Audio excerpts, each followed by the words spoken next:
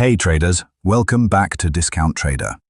In today's long breakdown, we're going to study a clean bearish setup step by step, exactly like the one you're seeing on the chart. I'll explain how each phase connects, so you understand why this trade works with such high accuracy. First, the market gives us a bearish break of structure. Price takes out the previous low, confirming bearish momentum and showing that sellers are now in control. This BOS is our first confirmation that the trend wants to continue lower. After the break of structure, price pulls back and forms a bearish order block. This is the last bullish candle before the strong drop. This zone becomes our main area of interest because this is where smart money placed their sell orders earlier.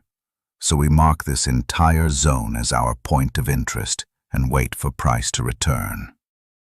While price moves back toward the order block, the market creates inducement. You can see this small high forming just before the point of interest. This high is not random, it's liquidity.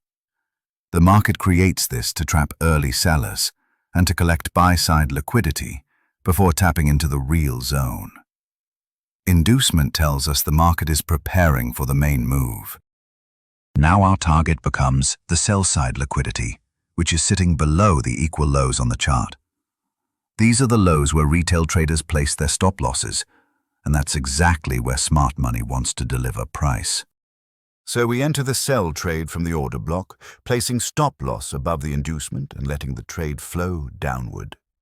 As price moves, it continues respecting bearish structure and slowly pushes toward our target.